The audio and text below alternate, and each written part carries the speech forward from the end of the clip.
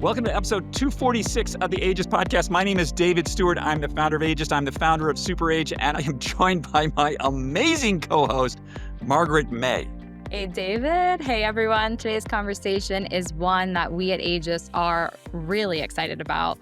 We're diving deep into one of the most buzzworthy topics in longevity, peptides. Our guest, Dr. Chris Renna, is a pioneer in preventative and longevity medicine.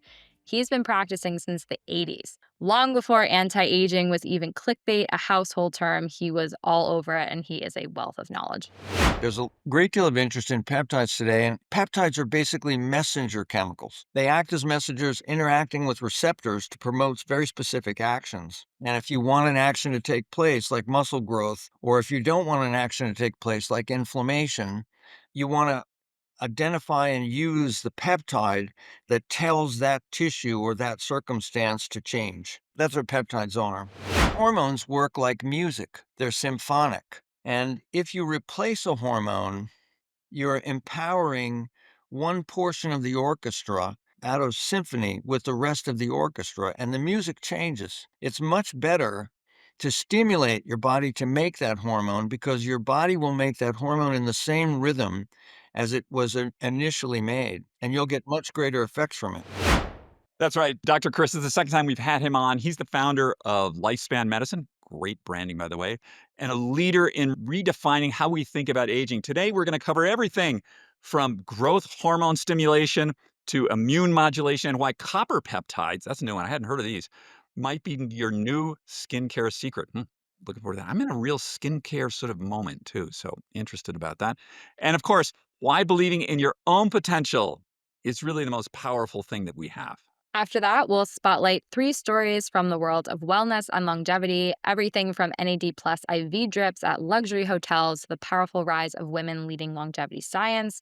And yes, we're talking about the power of wellness travel. Again, solo travel in particular. It just became a $95 billion wellness movement. That's a lot of money. Plus, in our newsletter this week, we're featuring a fascinating profile with Jane Maxwell. And we've got a summary, as in the season, smoky baba ganoush recipe that you'll want to repeat. Yum, I love baba ganoush. I love all Middle Eastern food, right? It's good. Underrated. People forget about baba ganoush. Mm. So good. Stay with us. We'll be right back after a brief word from our sponsors. Ever have those days where your brain feels foggy, like the lights are on, but nobody's home? We've all had them. And that's where Troscriptions comes in. These small, precisely formulated buccal troches are designed by doctors and backed by science. Whether you're after sharper focus, deeper relaxation, improved immunity, or better sleep, there's a troche for that. I've been using them, and honestly, game changer. Go to Troscriptions.com and use code AGEIST for 10% off today. Today's show is brought to you in part by Fatty 15, an incredible breakthrough in healthy aging. Fatty 15 is the first supplement to feature C15, a newly discovered essential fatty acid that helps repair and protect your cells as you age. Fatty 15 is on a mission to optimize your C15 levels to support your long-term health and wellness, especially as you get older. Get 15% off your 90-day starter kit at fatty15.com/ageist with code AGEIST at checkout. I keep one of these in my glove box, another in my gym bag. Maui Nui's venison snack sticks are my go-to when I need clean, high-protein fuel on the move. 10 grams of protein, 0 junk, and somehow they taste amazing. Right now, Maui Nui is offering a free 12-pack of their jerky sticks with your first order of $79 or more. Just go to mauinuivenison.com/ageist to grab yours. That's MAUINUI venison.com/ageist. Go try them out. Thanks again for joining us. We'll get into our conversation with Dr. Chris Renna. Dr. Chris Renna, so good to have you back on the show today. For people who don't know, could you give us a little bit of your background and what you've been up to, like the last 30 years maybe? Oh, yeah. Thank you very much. I'm glad to be here. So I'm a medical doctor. I started my practice in the 1980s and gained some insights into my first few years that doctors were coming to the room, coming to the patient's bedside or tableside too late. And I decided that I would revise my practice from an interventive practice to a preventive practice. and I went back through a bespoke education. Many of the things that we need to prevent diseases and help people stay healthy were not taught in medical school. Medical school really drills down on knowing the name of the disease that the person is describing and understanding what therapeutic options there are. That doesn't include prevention. It also doesn't include lifestyle, which of course is the basis of our health. So I went back through about a 5-year educational process, and in 1990 launched my practice, which is called Lifespan Medicine, with the intention of helping people avoid disease and remain healthy for as long as possible. There wasn't any anti-aging term coined in 1990. So there was no anti-aging or longevity medicine then. That was just an idea about staying as healthy as possible for as long as you could. And that's what I was focused on doing. That's what I've been doing for the past 35 years, and lifespan medicine is still functioning today. And now, of course, all of us are very interested in longevity medicine, which is just a different way of framing staying as healthy and functional as possible as long as you can. I have to say, as someone who comes out of branding, I love the name lifespan medicine. I think that's just great. It just says so much, right? Like I want to be healthy for my lifespan. Yes. Right? Yes, exactly. I want to frame our conversation today around peptides, which is a word that a lot of people have heard about, but actually is Ozempic, the GLP-1 drugs, I believe, are peptides. And is insulin a peptide also? You're exactly right. There's a great deal of interest in peptides today, and I think many of the peptides that people are talking about and interested in are the newer, more subtle peptides. The oldest peptide identified is insulin. Peptides, by definition, are naturally occurring short chain amino acids. So they're proteins, protein molecules. And the first protein molecule or most important protein molecule we ever isolated was insulin. What's the difference between a peptide and a protein?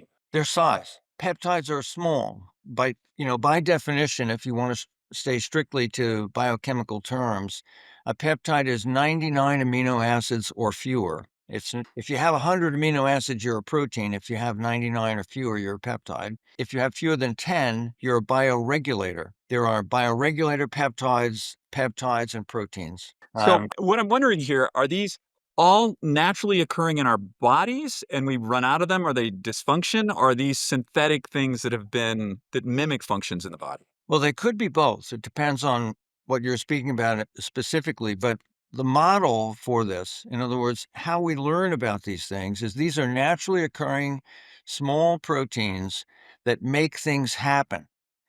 And when we recognize something that we either don't want to happen or we want to happen more often, many times the way to modulate that or to affect that is through manipulating the peptides, because peptides are basically messenger chemicals. They act as messengers interacting with receptors to promote very specific actions. And if you want an action to take place, like muscle growth, or if you don't want an action to take place, like inflammation, you want to identify and use the peptide that tells that tissue or that circumstance to change. That's what peptides are. Is this like a targeted messenger, or are there potentially dangerous off-target effects?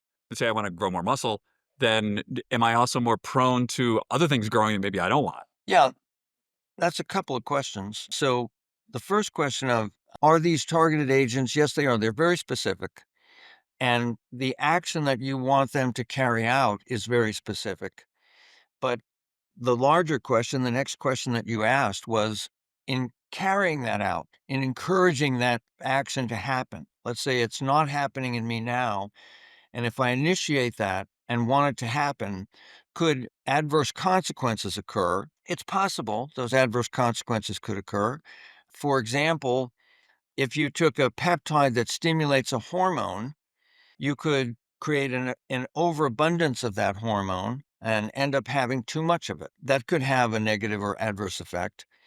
But the reason that peptides are so popular and the reason that they're so safe is because they work in the natural mechanisms of our physiology. They do for us what our body would have been doing if it had the opportunity.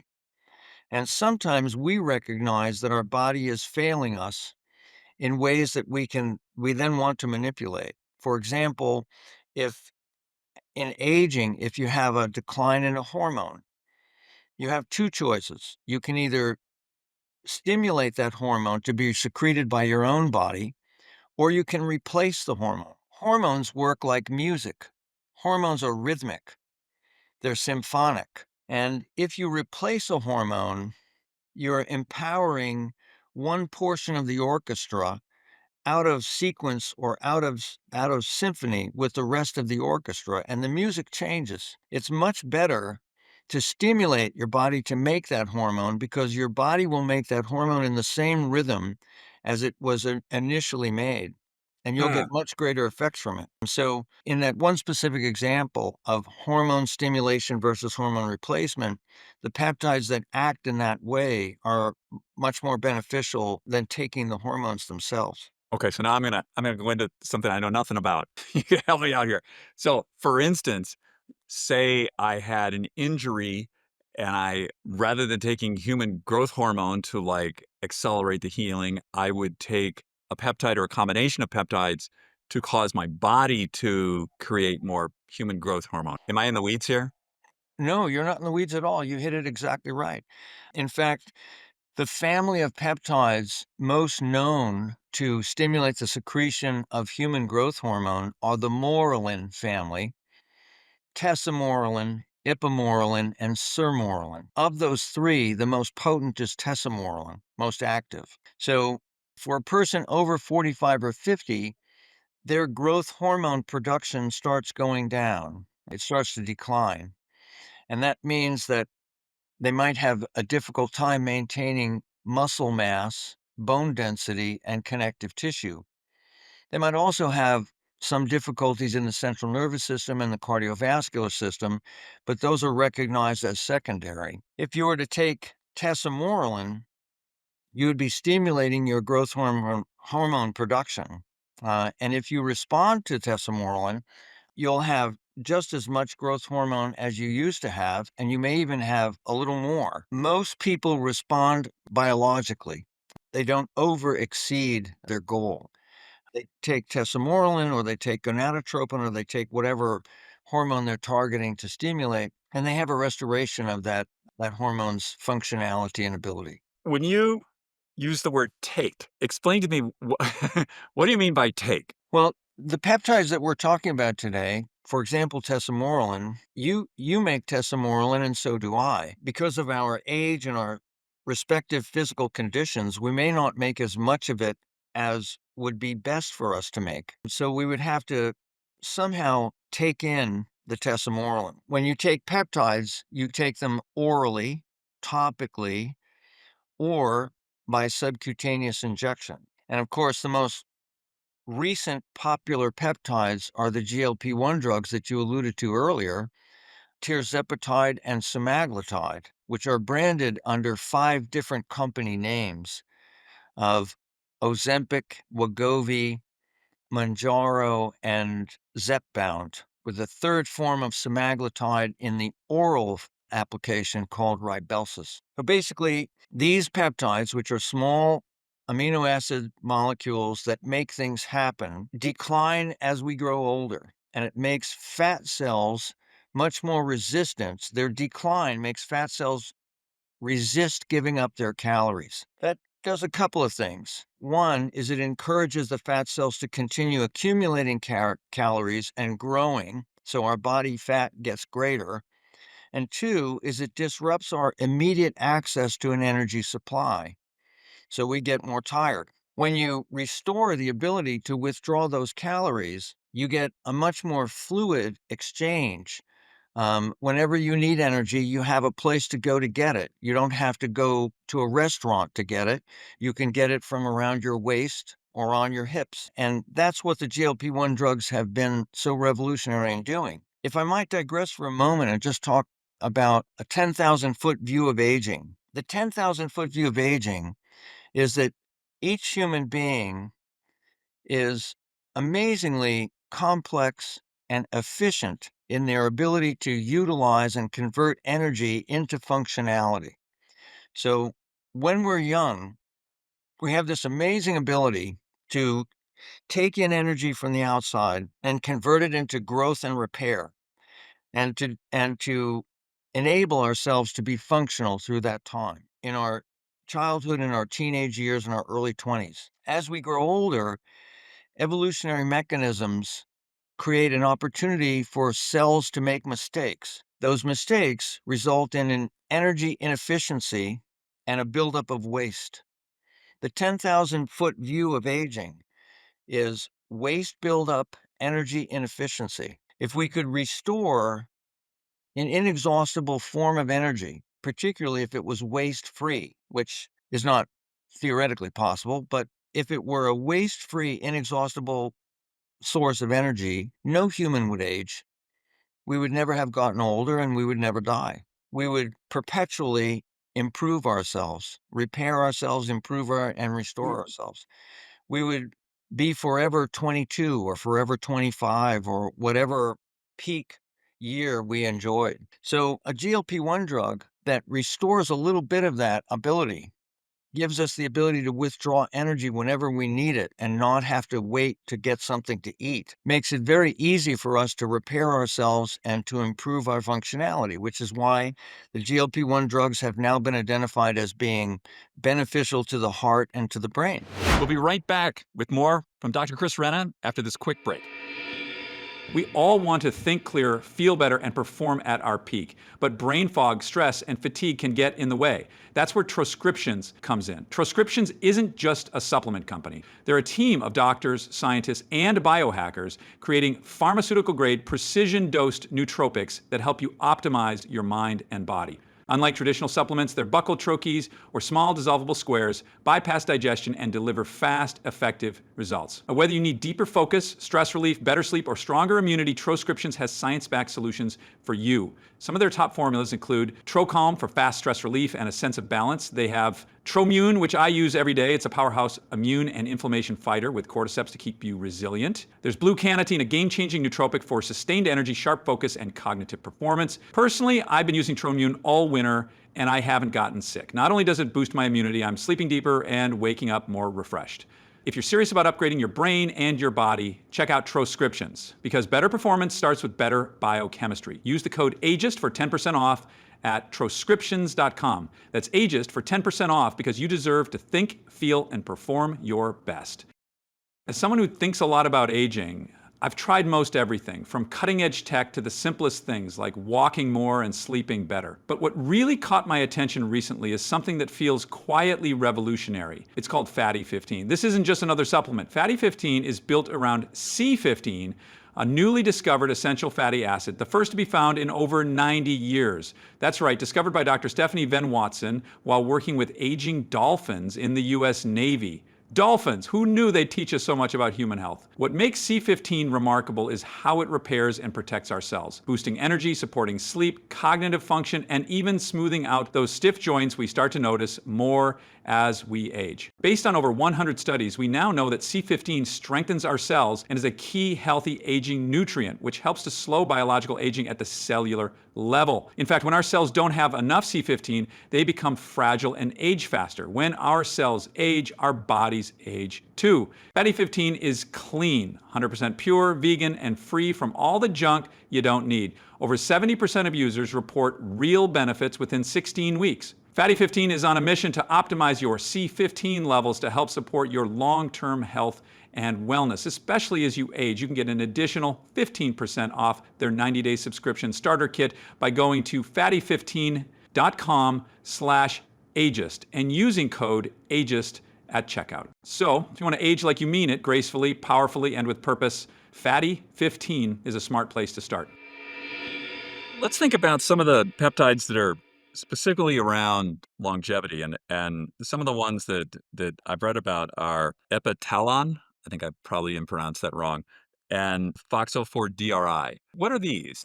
Those are peptides that help correct errors within the cells. Epitalon or epithalon are particularly active in the central nervous system, and the FOXO-peptide is universal. If we had an abundant source of the FOXO-peptide, we would make far fewer errors, which would mean greater energy efficiency and more productivity in terms of restoring our ability to function. I'm so out of my depth here, but my understanding here of when we talk about errors, so errors in the DNA or some misfolding in the DNA is where cancer comes from. Is that right? That's one of the consequences, yeah. If you compare cancer to dead, even cancer is better than that. So if we could repair those errors, if we had Right. enough energy to repair the errors, and one of the main problems in the repair of those errors is that the errors create waste. The waste then draws from your energy supply and has to be managed. It either has to be moved or circumvented, which makes you waste energy.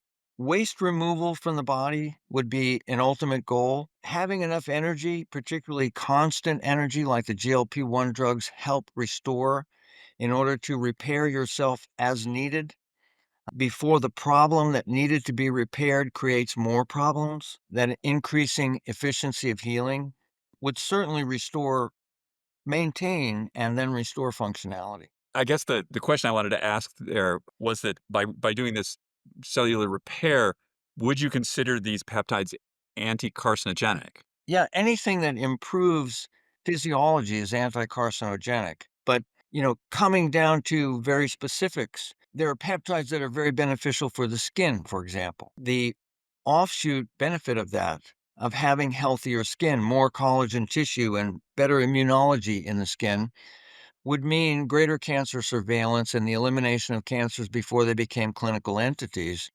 So, in that way, yes, but to my knowledge, there are no specific anti-carcinogenic peptides. So it's not as if one of the categories, there isn't a category of immune enhancing peptides.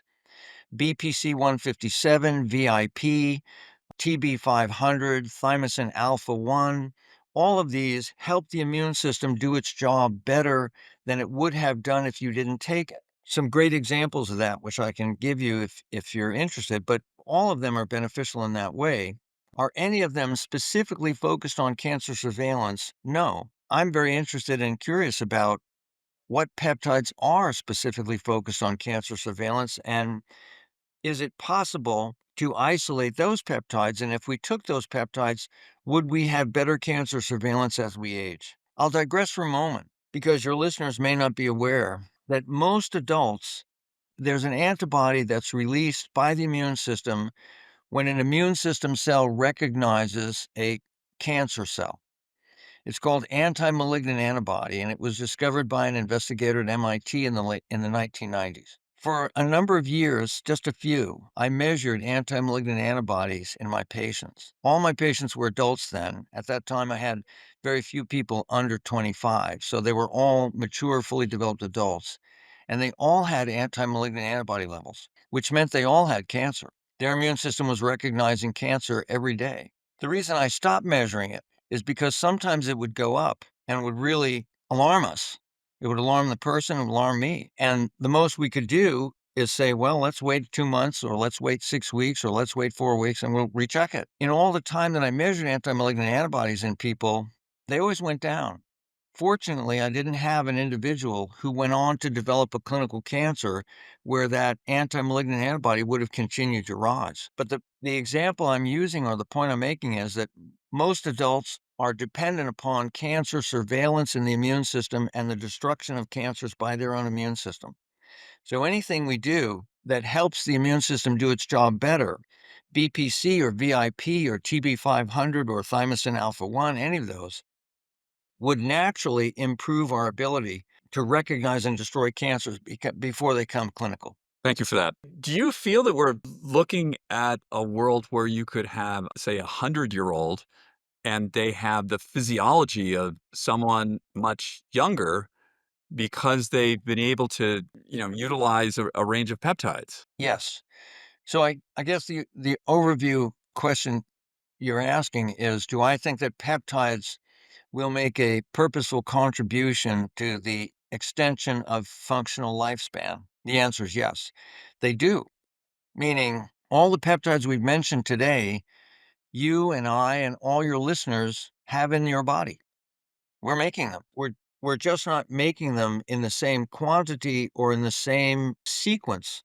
In other words, in response to the same needs. Sometimes, when we were younger, we would get a cell signal, and that cell signal would be answered by other cells making those peptides necessary to correct the problem and turn the signal off. And now there's so many signals, as we age in our 40s and 50s and 60s, there's so many signals going off that they can't all be addressed.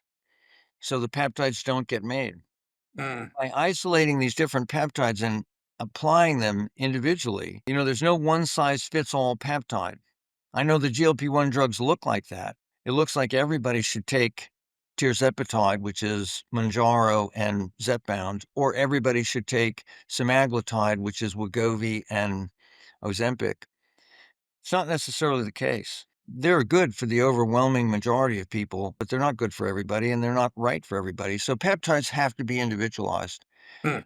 But I think at some point you're probably going to ask, what am I looking forward to? And one of the things that I'm looking forward to is AI-driven design for personalized precision peptide replacement. Yeah, I love that idea, and I think that's coming down the pike. Like you were saying, not everybody should be taking GLP-1s despite, they seem to do a lot of nice things, a lot of great things. They're saving a lot of people's lives. What do you think is the biggest mistake people are making if they're out there, in the Wild West, like just getting peptides on their own and self-diagnosing? Yeah, fortunately, I think there's a lot of room there, and I'm not encouraging anyone to go out on their own and buy peptides from sites on the internet that say for research purposes only, because that's how they would be marketed. I'm really not encouraging anyone to do that. I think every one of your listeners is going to be best served by working with a medical practitioner who's familiar with the peptide material, the peptide subjects,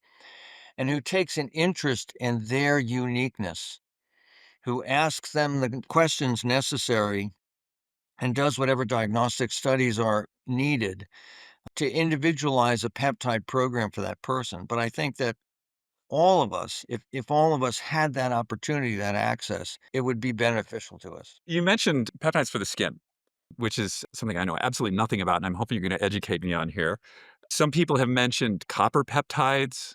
I'm not really sure what that is. Maybe you can help us with are these injectables? Are they things you put on the skin? And what do they do? Sure. Most of the skin active peptides are topical, fortunately. And there are a number of commercial products. There's a peptide called Matrixol, and Matrixol is embodied in a product called Medic 8. And Medic 8 is a firming peptide. If you apply it topically, it's hydrating and firming. The copper peptides are collagen boosters.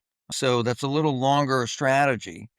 The most popular one or most common one is GHK copper. Another is called Lufazol. There's one that's got a kind of a fun name called Snap 8. There are a number of these peptides. Argireline, which is another firming compound. All of those that I've just mentioned are commercially available. You can buy them. Olay Regenerist is probably one of the best marketed of the products. In Beauty, INN Beauty Cream, reduces wrinkles. There's one that once I mentioned, you won't forget. It's called Drunk Elephant. Yes. I imagine that somebody with marketing expertise figured out how to be remembered. I can't wait. I'm really excited about this question. So, what happens is one of the things as we age is the bones in our face sort of shrink. They decline, and then there's skin sort of sags, and other things happen.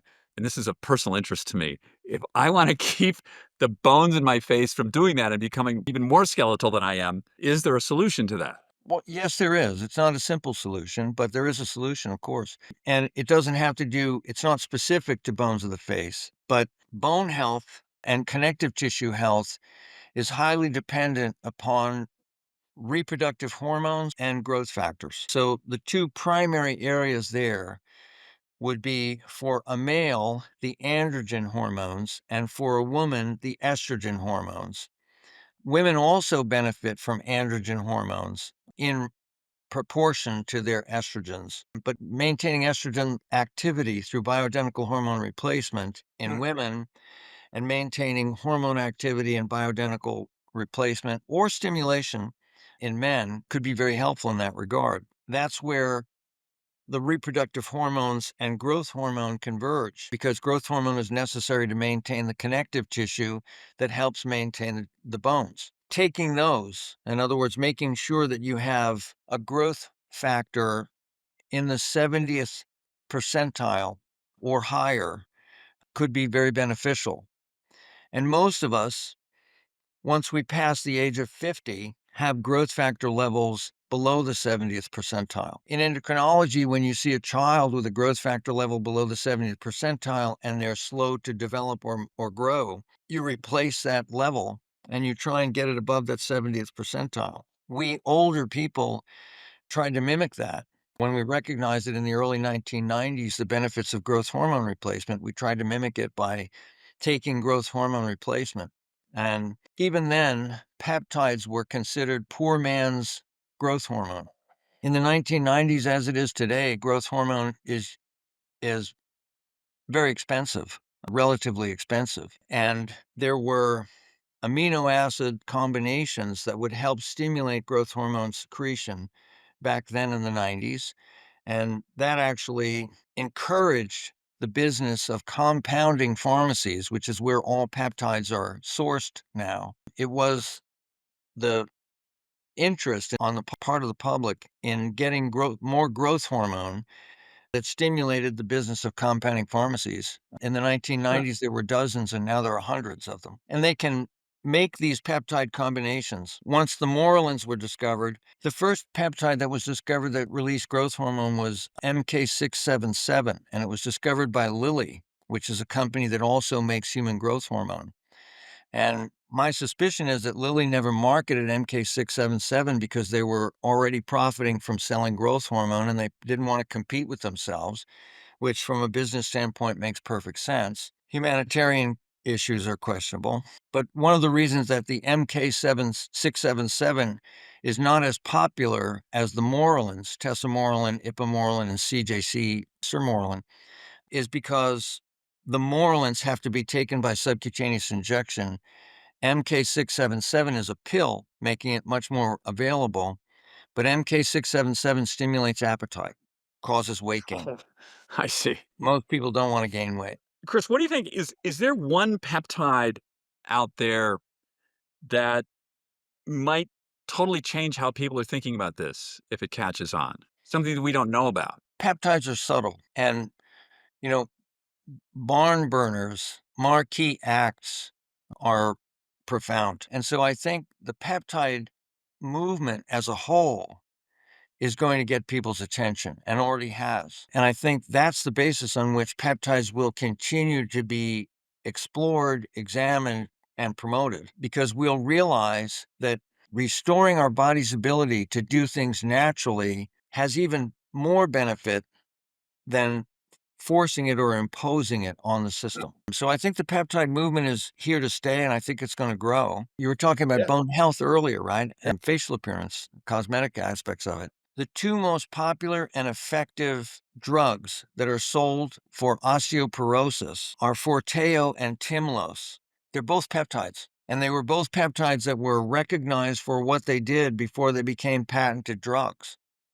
Now, you can no longer access those peptides. The compounding pharmacies don't make peptide that is Forteo or the peptide that is Tymlos because legality prevents them from doing that. Those peptides have been reserved by the drug companies that make those products. But those are examples. Some peptides are going to be elevated to the status of a drug, and other peptides are going to be more accessible to all of us, probably because they're not as profound, they're more subtle. Tell me, is there a belief system that is around the topic of aging that you wish people would let go of? Is that something that you feel is incorrect about aging that maybe we should change? Yes. To accomplish it would be a more fundamental and therefore robust idea. And that is, there's no question, it's irrefutable that we're going to decline in functionality as we age. But we associate that decline with our past experiences and what we've observed. And the advances in medicine have given us the opportunity to live at a much more functional level for a much longer period of time if we invest ourselves in the process. And the subtlety of how we think and feel about ourselves and about aging results in a much earlier surrender to the deterioration and degeneration of the decades. I'm in my eighth decade. That means I'm in my 70s. And my familiarity with the eighth decade is that not that many people live that long, because average age when I was a child, it was not nearly what it is today. It was a good 8 years less than that. So my impression is that an old guy is in his 60s. And when I reached my 60s, I realized this isn't old at all. I can do some things better than ever, and I can still do a lot of things just as well as I ever did. What would keep me from retreating, what would keep me from surrendering to the aging process is my underlying belief, not fact or reality, but the underlying belief that I'm going to get older. And as a result of that, my abilities are going to shrink and become less. That's the effort that I have to make, is to think, yes, I can, not no, I shouldn't. We're on the same page with that. I find what the fundamental difference between now and, say, 30 or 40 years ago is the belief system around what's possible. Correct. I'm 66, and I think I'm gonna live, like, a lot longer, but 66, 40 years ago, as you said, that was, like, a different thing. My belief is that if you're optimistic about your future, you will behave in a way to cause that to happen. I'm friendly with Dr. Mike Roizen from the Cleveland Clinic, and Mike says, 90 is the new 40. We'll see, but I'm optimistic about that. If 90 is the new 40, it begins with a belief in that person's mind. And the person who does not hold that belief has very little chance of their 90 being the new 40. This is the most important thing that we've had in this conversation, and I'm really glad you said that, because if you believe that that's possible, it's not about knowledge, it's not about resources, it's not about who you know, you will cause it to happen. You will find out. If you do not believe this is true, I don't care how much knowledge and resources I give you, you're not gonna do anything. I feel very strongly about that. I'm glad that you said that. When I first started Lifespan, my intention was to create a practice that would help people understand what they needed to do in order to remain as healthy for as long a time possible. What I believed was that if a person lived a certain lifestyle, they would age much more slowly than if they didn't live that lifestyle, and they would even age more slowly than someone else with lesser genetic potential. In other words, the way we fulfill our genetic potential. And in 1990, the Human Genome Project of mapping the human genome was only 2 years old. So there was no real insight or depth about, our individuality. But it just seemed right to me. At that time, I studied very hard in those 5 years preceding the launch of the practice. And I concluded that I would make a 5 to 10% difference in someone's life, that lifestyle would be the 90% difference. So I focused on diet, exercise, sleep, and your individual psychology of perspective. That was the foundation of the practice. And I believe that I could help you 90% by manipulating that, and maybe 5 to 10% at the most with add-ons, things you could buy, things you could do, things you could take. That margin has increased. Lifespan medicine still exists. We're still defining human aging, redefining human aging on an individual basis. But I think we can influence aging by 20 or 25% today. And I think that having crossed the threshold of machine learning and AI, generative AI, we're going to be able to move that margin even greater. I think that in my lifetime, in your lifetime, our interventions, the knowledge that will lead to interventions are going to be 30% of what we're able to do. 70% is still going to be lifestyle. What do you eat? When do you eat it? How well are you managing it? How is it affecting the microbiome? How much do you move around? How often do you exercise? What do you do? Are you doing the right things, staying balanced? Do you have the right insights? How well do you sleep? And what is your point of view? Is 90 the new 40, or is 40 the old 90? Where do you come down on that? That is going to make a 70% difference still. but AI is going to inform us about the individuality of that. For example, the subject we're talking about today, we'll have the insight necessary to customize our nutritional supplementation. We'll have the insights necessary to evaluate the nutrient density of the foods that we eat. And we'll be able to make those choices or have those choices made for us. This is a revolution. And if we can just focus on the positive parts of this revolution and not get caught up too much in the distractions, it's going to mean a new era for mankind. I don't want to throw any shade on medicine, but the kind of medicine that we're in right now, this sort of, as some people have called it, sick care. And the thing is, there's so many studies. Thank God there are studies, but this is a distribution of data across a population that allows a physician to make a best guess chance about what's going to happen to you if you take something.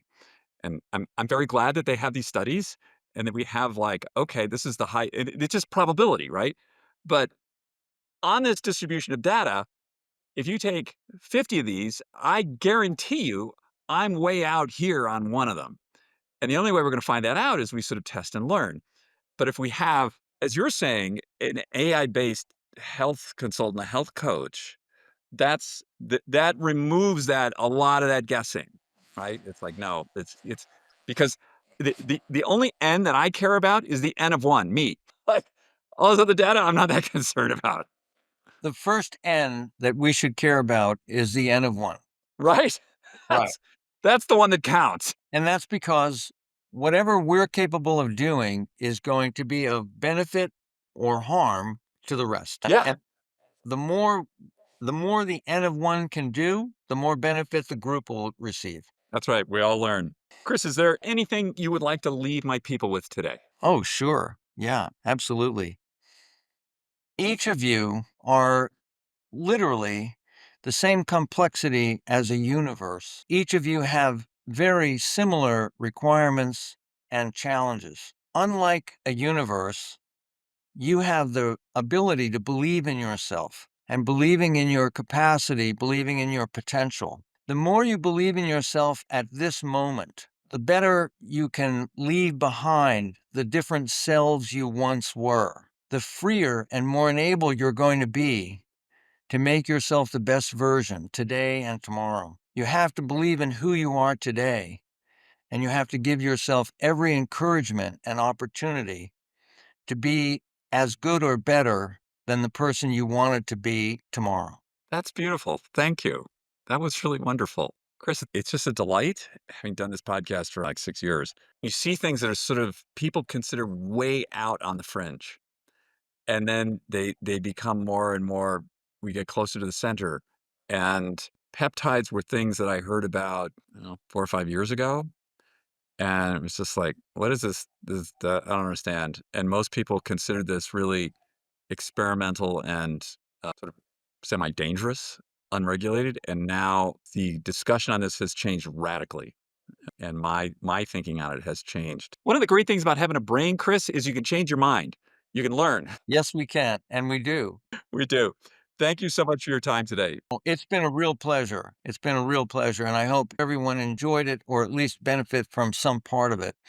When I come back, and I hope I'm invited, we should talk about reconditioning autologous stem cells, gene loading those autologous stem cells, and having periodic reinfusions of those stem cells in order to supercharge this possibility. Oh, we're going to book that. I don't know anything about what you just said, but it sounds great. And anybody who tells me about things I don't know about, I want them on the show and they can explain it to me. That's how I learn. Hope to see you soon. Absolutely, Chris. Thank you so much for your time today. Bye-bye now. Wow, that was a jam-packed episode, and I think he did a wonderful job of talking about how peptides are not necessarily magic bullets, but they're really these precise tools that we can use wisely in so many ways. Exactly. I think people's misconceptions around Ozempic and GLP-1s, it's interesting. I mean, I'm sort of one of them. I really had an about face on this stuff. I thought when these things came out, I mean, I thought it was like the fen of the moment. And I was really very hesitant to feel positively about them. But it's this thing about science and medicine. It advances, we learn new things, and we have to let go of our old thoughts. These peptides, as he presents them, it's really an interesting and novel and I think very effective thing that people should be looking at. Yeah, and I think there's this important distinction too, right? That he touches on that GLP-1s we naturally have in our body, and then Ozempic and those other drugs, those are GLP-1 agonists. So they are a little bit different, but it's the same type of mechanism that's in the body. And I always find it so fascinating too when he was explaining this, that GLP-1s, right, we think of them as a peptide in the body, a small protein like he was explaining, but it's also a hormone signaler. So it's doing a lot of different jobs within the system. And like you touched on with him too, just because it's doing a lot of different jobs, that does get into a question of like, well, how safe it is if it has all of these different effects in the body. But I think he did a really good job kind of breaking down all of those nuances that are really important for listeners to consider. And then, of course, like he mentioned, to talk to a healthcare provider that they trust about if that's something that they feel like could align with their health goals. Yeah, I think what you don't want to be doing is just going online to some dodgy place and getting some peptides, mix them up, and shoot them into yourself without any supervision. That doesn't sound like such a good idea. You can be your own advocate, but not being your own doctor is Right, right. important These are reminder.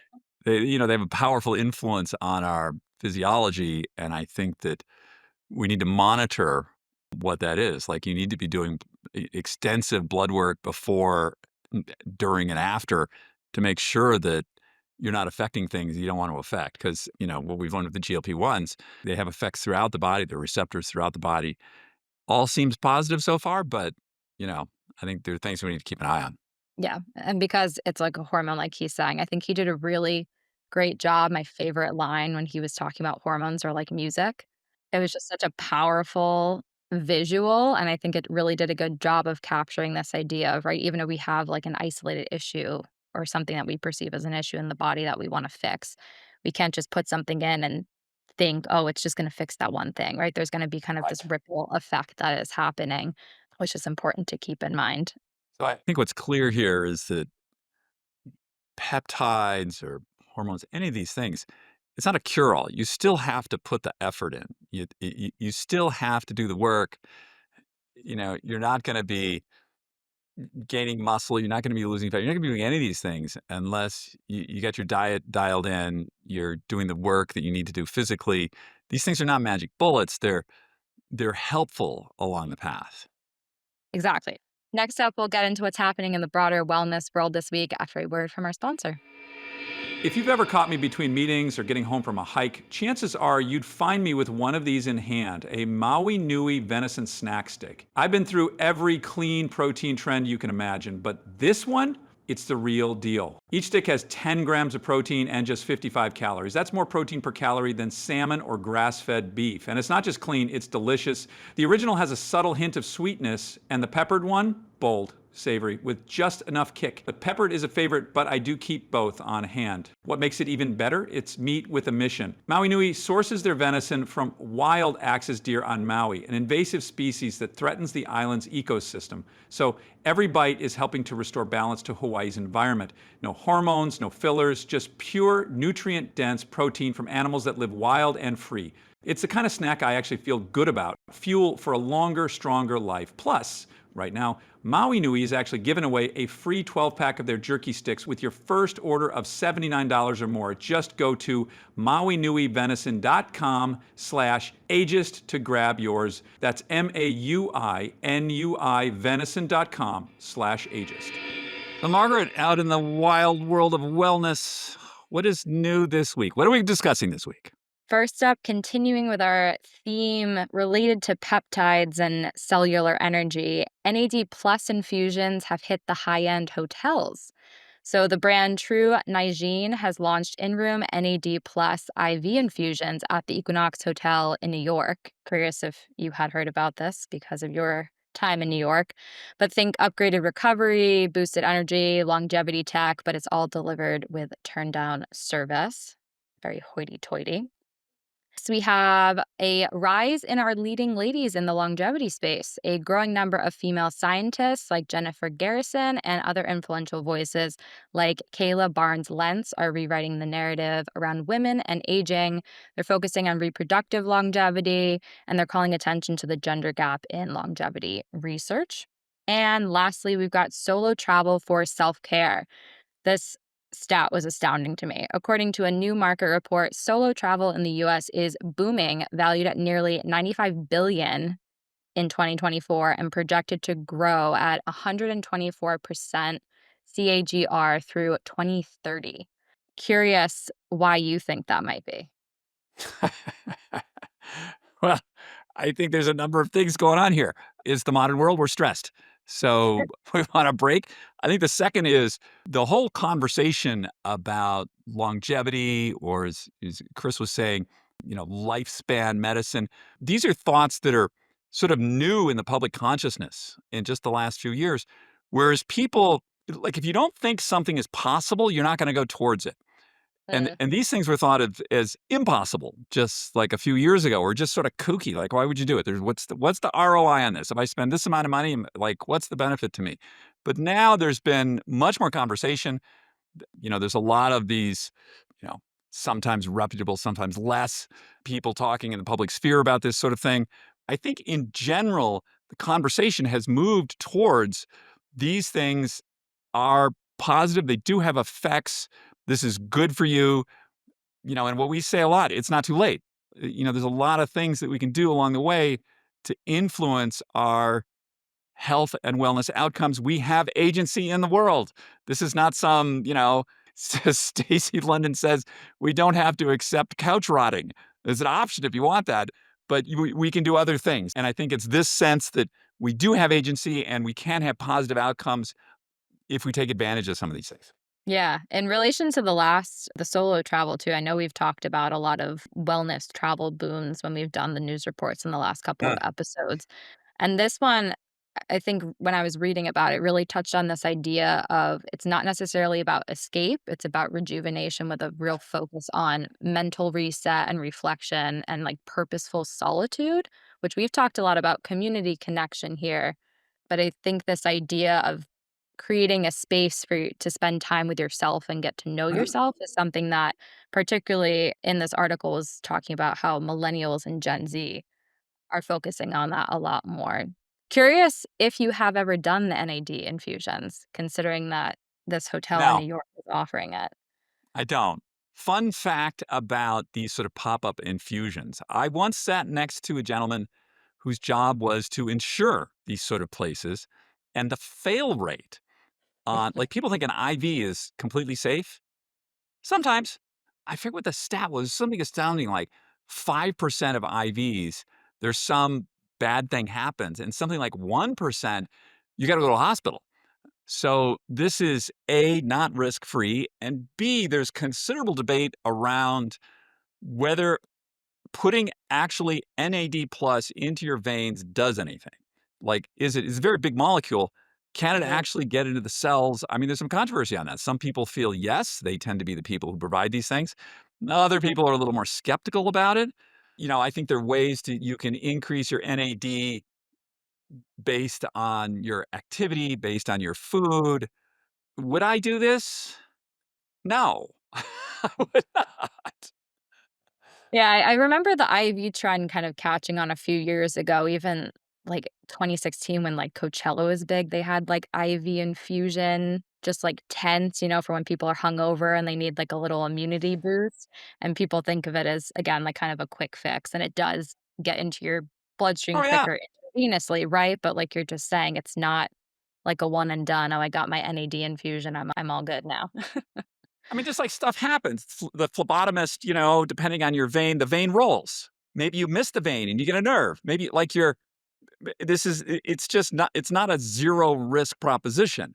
I've had a lot of stuff stuck in my veins and I've never had anything really bad happen to me. Oh, yeah, I know. It gives me the shivers thinking back to some of the hematomas from IVs and stuff. Ooh, What's next? we're looping around here last. The leading ladies in the longevity space, which we've talked to a fair amount of them here at Aegis. And we even just had our profile with Dr. Susan Gilberg a Yeah. couple weeks ago. And she was talking a lot about, of course, menopause and HRT.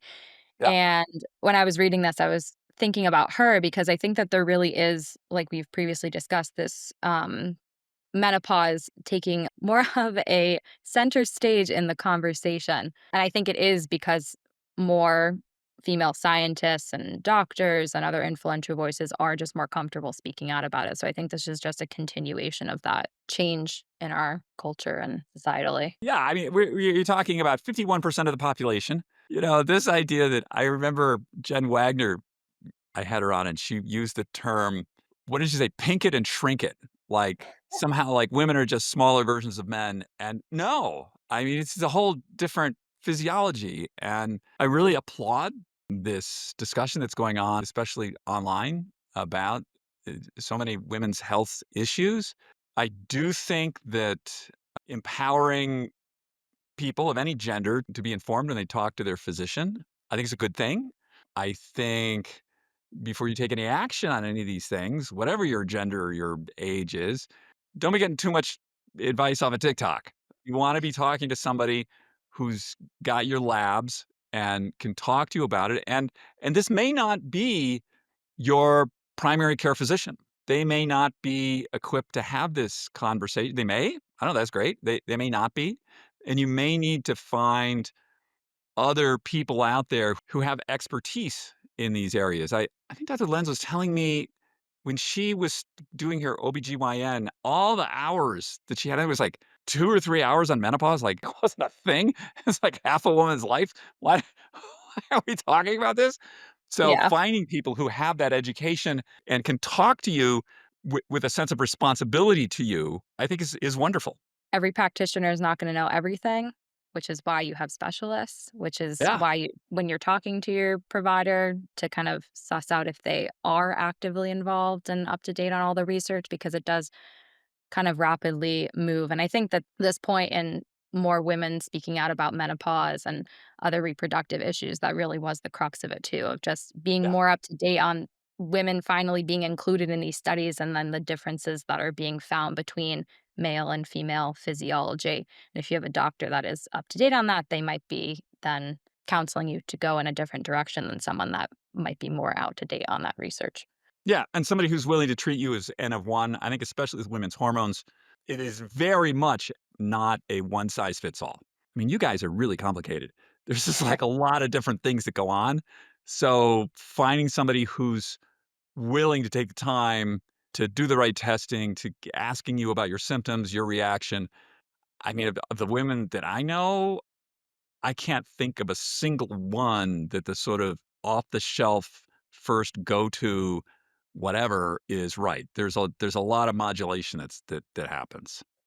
Oh yeah, it's constantly it's moving constantly. The body's not fixed at all with anything, but especially with reproductive health and when you get hormones involved, it's a whole game of kind of whack-a-mole. This is why people don't do research with women. It's just a messy sort of gender. Yeah, yeah. Which is what makes us so much more interesting. I feel like science should be more interested in us for that reason. We're kind of a little bit more of Yeah. an enigma, a little bit more of a challenge, so to speak. So I think the big takeaways, speaking to Chris, is this idea that it's not too late. I mean, we use this phrase all the time. And I think it's really important here that to understand that a lot of the things that he's talking about, yes, you can, take advantage of some of these things. I don't know if you're going to be doing GLP-1s in your 20s, but I think there's a lot of these things that one can do later in life that really have an impact. And I think especially later in life because a lot of these peptide signalers, what they're doing is they're sort of bringing you back to where you were earlier in life, where your body was naturally signaling these things and having a certain effect. So I think that one of the things that we're learning about age and longevity is that I love the word grim, this sort of grim, oh, it's this grim reality you just must accept.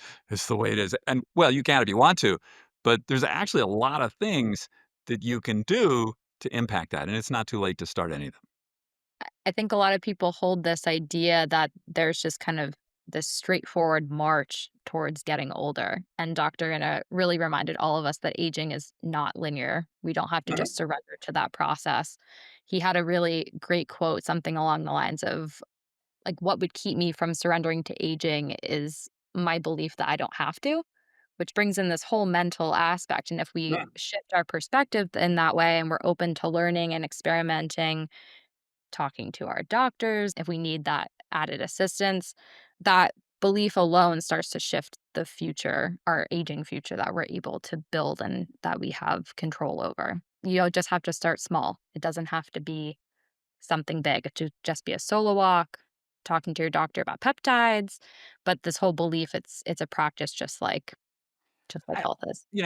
I want to say the number one longevity drug is exercise. I heard, who was it, Arthur Brooks talking the other day about if you do not exercise vigorously, and I'm not talking mall walking, I'm talking like the real deal, 6 days a week, by the time you're 60, you're in cognitive decline, period. That's just the reality. So yeah, there's like all this little stuff we can do, but if you want to move the needle, that's the deal. It's like an hour of serious, vigorous exercise a day. There is nothing, even it's like a factor of 100 more than anything else you can do. That's why I do it so many hours a day. Oh yeah, it just comes down to the basics. It's diet, movement, our mental health, our outlook, but you can't go into all those little micro things like NAD, peptides, this or that until you have that baseline set. It Now, all just comes back to that. couch rotting plus NAD ain't gonna do nothing. That's a wrap for now. Be sure to subscribe to the Aegis newsletter at aegis.com/newsletter to stay in the know about all things happening around here. Thanks for being with us. Stay curious, stay strong. It's never too late, and we'll see you next week. Take care now.